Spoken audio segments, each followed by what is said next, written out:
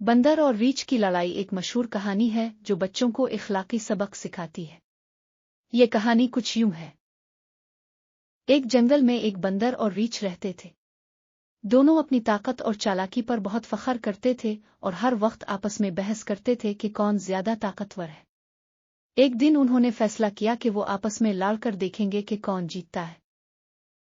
لڑائی کا دن مقرر ہوا اور جنگل کے دوسرے جانور بھی یہ لڑائی دیکھنے کے لیے جمع ہو گئے۔ ریچھ اپنی طاقت پر غرور کر رہا تھا جبکہ بندر اپنی تیز دماغی اور چالاکی پر بھروسہ کر رہا تھا۔ جب لڑائی شروع ہوئی تو ریچھ نے اپنی طاقت کا مظاہرہ کرتے ہوئے زور سے دھار لگائی اور بندر کو مارنے کی کوشش کی۔ بندر نے اپنی پھرتی کا فائدہ اٹھایا اور جلدی سے درخت پر چڑھ گیا۔ ریچھ درخت کے نیچے کھڑا رہ گیا اور سوچنے لگا کہ کیسے بندر کو نیچے لائے۔ بندر نے موقع کا فائدہ اٹھاتے ہوئے ایک اوپر لٹکا ہوا درخت کا پھل ریچھ کے اوپر پھینکا۔ ریچھ غصے میں آ گیا اور درخت کو زور سے ہلانے لگا۔ بندر نے درخت سے چھلانگ لگا کر ایک اور درخت پر چڑھ گیا اور اسی طرح بار بار ریچھ کو تنگ کرتا رہا۔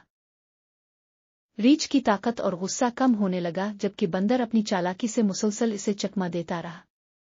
آخرکار ریچھ تھک گیا اور لڑائی چھوڑ کر وہاں سے چل دیا۔ بندر اپنی چالاکی اور ہوشیاری سے جیت گیا۔ سبق: اس کہانی کا سبق یہ ہے کہ طاقت ہمیشہ کامیابی کی ضمانت نہیں ہوتی۔ عقل اور ہوشیاری سے بھی بڑی مشکلات کا سامنا کیا جا سکتا ہے۔